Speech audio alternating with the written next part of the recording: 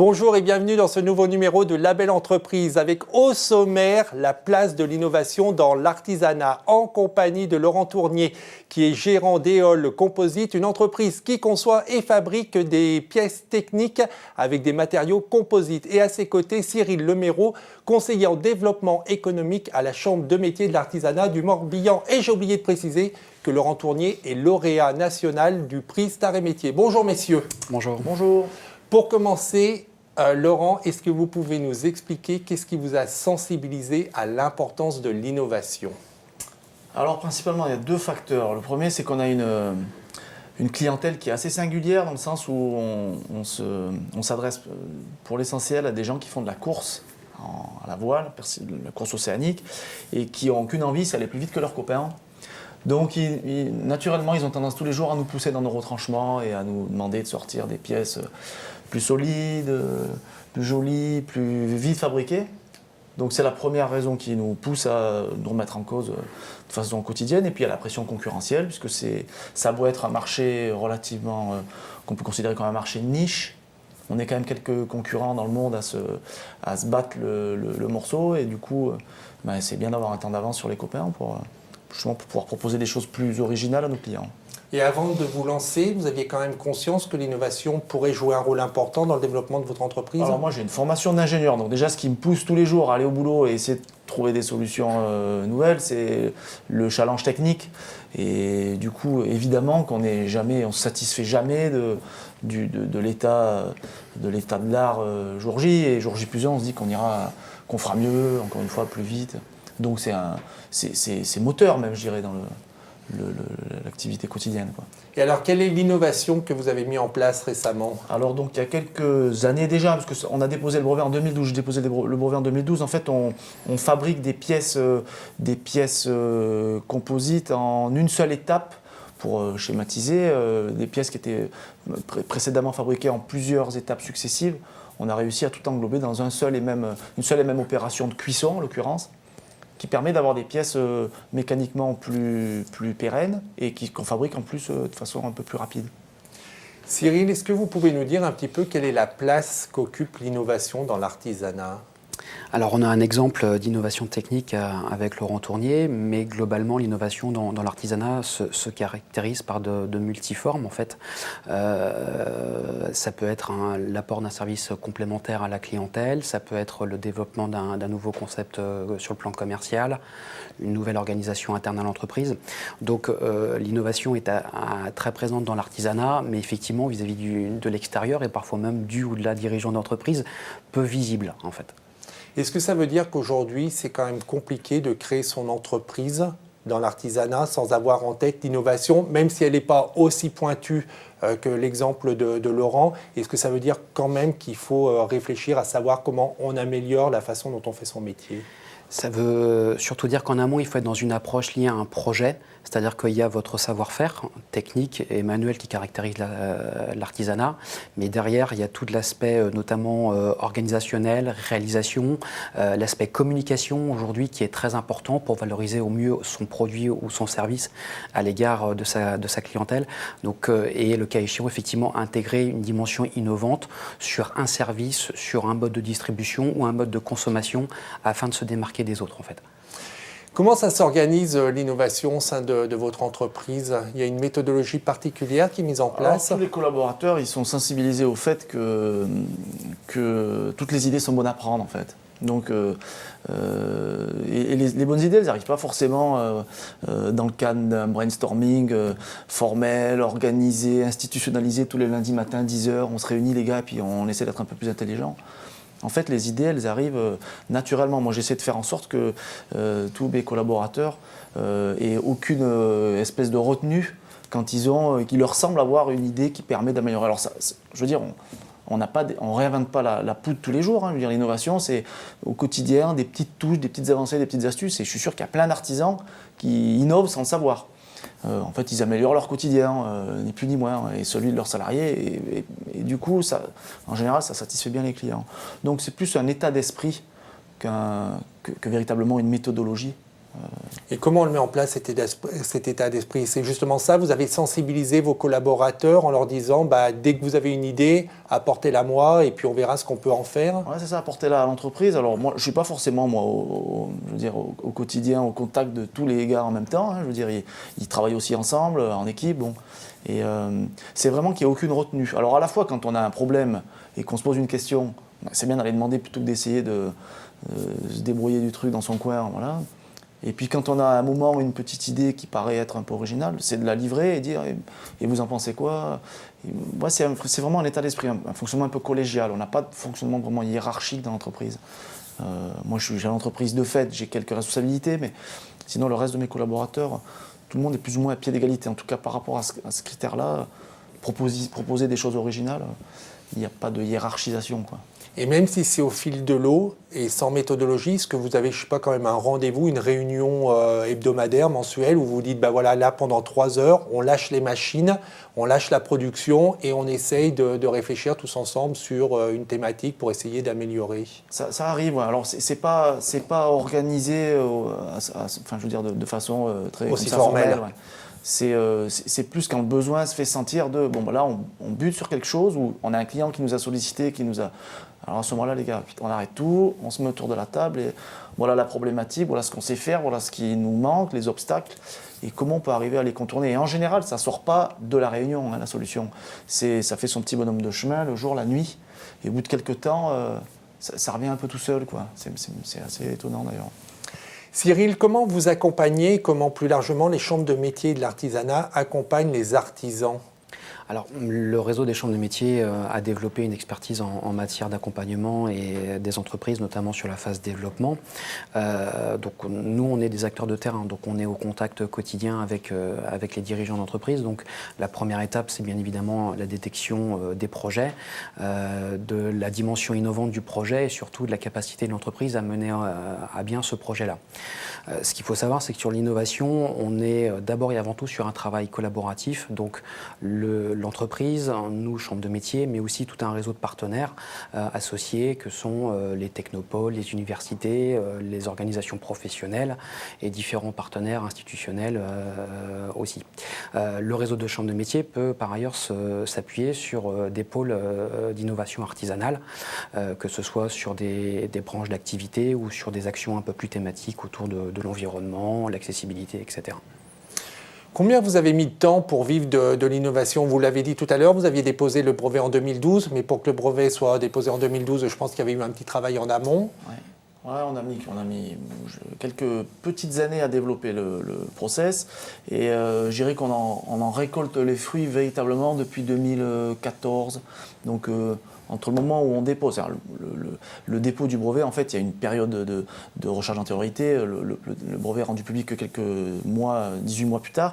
Mais entre la date de dépôt de brevet et véritablement le fait qu'on puisse arriver à en vivre, c'est quand même des années. Hein, je veux dire, ça a mis 2-3 ans, quoi, l'ordre de grandeur. C'est à peu près le temps et le message qu'il faut transmettre aux artisans quand on veut se lancer dans l'innovation. Il faut être patient et persévérant. Exactement, patience, persévérance. On peut avoir une idée, mais effectivement, au-delà des obstacles techniques, il peut y avoir des obstacles liés au financement et à sa mise en œuvre sur le plan commercial.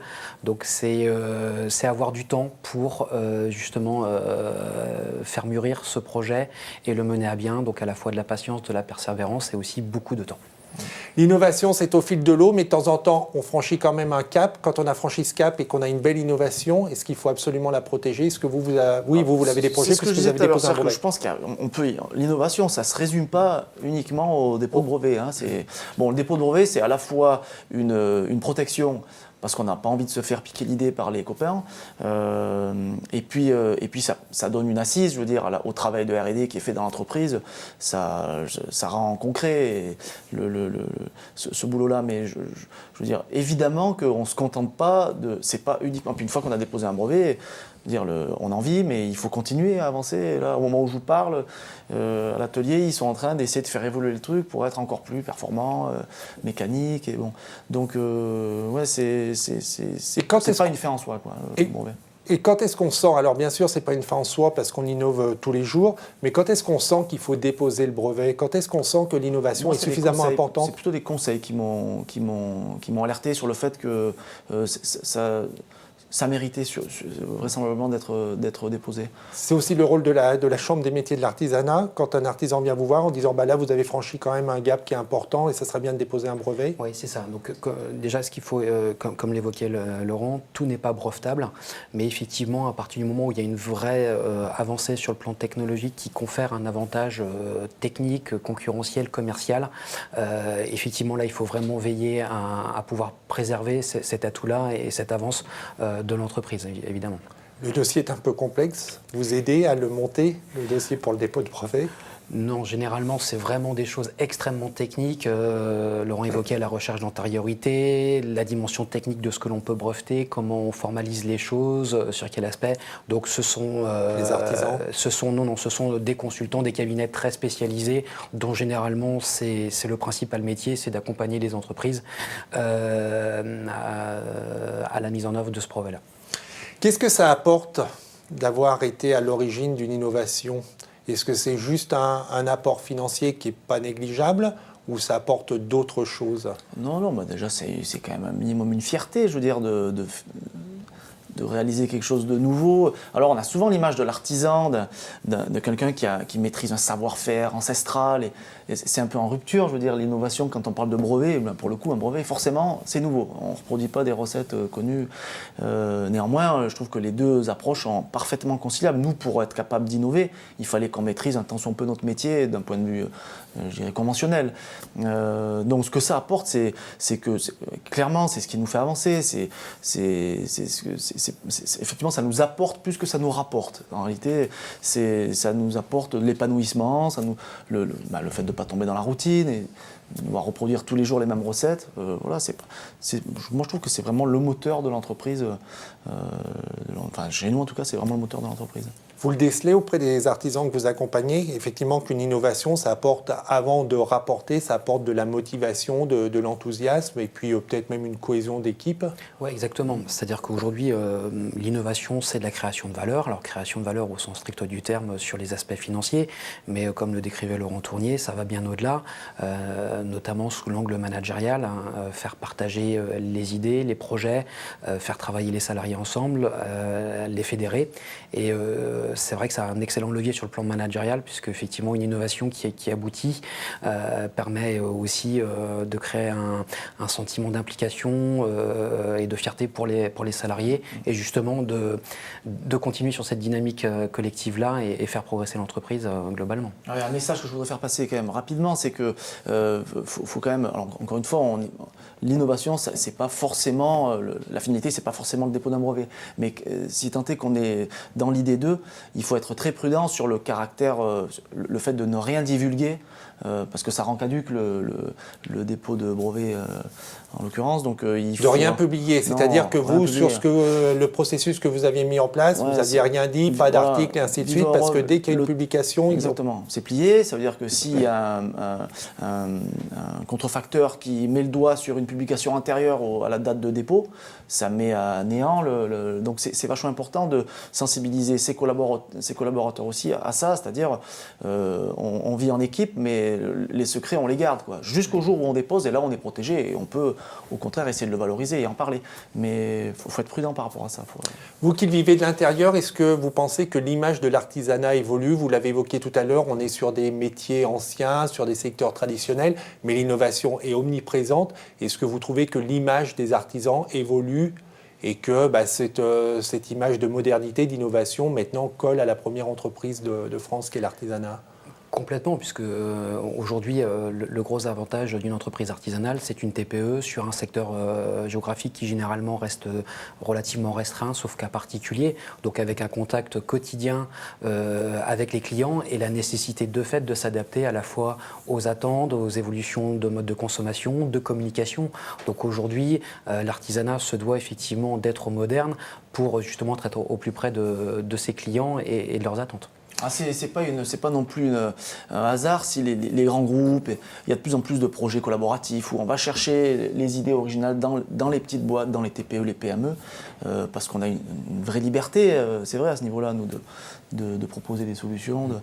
Bon, et il y a de plus en plus cette volonté-là d'aller récupérer des idées. Alors si c'est récupérer, il faut que ce soit au sens noble du terme, hein, et pas d'aller pirater les idées des copains. Mais, vos témoignages ont été éclairants, mais est-ce que vous avez quand même un petit message à transmettre aux artisans qui nous regarderaient pour les sensibiliser, si besoin, à l'importance de l'innovation ? Ou les téléspectateurs au sens plus large? Moi, encore une fois, je dirais que l'innovation, ce n'est pas une fin en soi, c'est simplement qu'on s'adapte à un marché. Tout va très vite aujourd'hui. Nos clients, enfin les clients de tous les artisans, ils sont capables de trouver sur Internet tout et n'importe quoi. Donc, aller vite, je veux dire, on peut aller vite et faire. Un client peut se fourvoyer complètement en mettant dans son panier des trucs qui n'ont rien à voir avec son réel besoin. Donc, c'est à nous de cibler et de proposer pour chaque cas précis une idée. Et encore une fois, l'innovation, c'est un des moyens de caler au mieux aux attentes du marché. Il y en a d'autres. Hein, mais... Ouais. Et ce que vous me rappeliez, c'est que l'entreprise, elle vit tout au long de l'année, même sans innovation. Et donc, il y a la production, il y a le démarchage commercial, il y a la fonction administrative et tout ça, il faut que ça tourne. Cyril, un message ? À l'image de l'entreprise Le Composite et de son dirigeant, voilà, il n'y a pas de complexe à avoir. Aujourd'hui, l'innovation, ce n'est pas que des projets dormants ou l'exclusivité des grandes entreprises. Mais pour ça, ça nécessite effectivement que les dirigeants d'entreprises artisanales s'ouvrent vers l'extérieur, se mettent dans les réseaux, s'organisent pour prévoir un petit peu de la veille. Et comme ce qui a été fait dans l'entreprise Le Composite aussi favorise un peu l'émulation et l'émergence de projets et d'idées également par les collaborateurs de l'entreprise. Merci à tous les deux et encore bravo Laurent, parce que je rappelle que vous êtes lauréat du prix national Star et Métiers. Pour ceux qui voudraient prolonger cet échange, vous pouvez aller sur le site internet www.eol-composite.com pour savoir ce que peut vous proposer la Chambre des métiers de l'artisanat pour vous accompagner en matière d'innovation, mais sur tout le reste. Il y a le site, c'est www.cma56.bzh. C'est ça. Et plus généralement, pour la première entreprise de France qu'est l'artisanat, www.artisanat.fr. Pour revoir cette émission, c'est www.demain.fr. Que de sites internet. On se retrouve la semaine prochaine en attendant que le souffle de la création et que l'esprit d'entreprendre vous accompagne. Au revoir.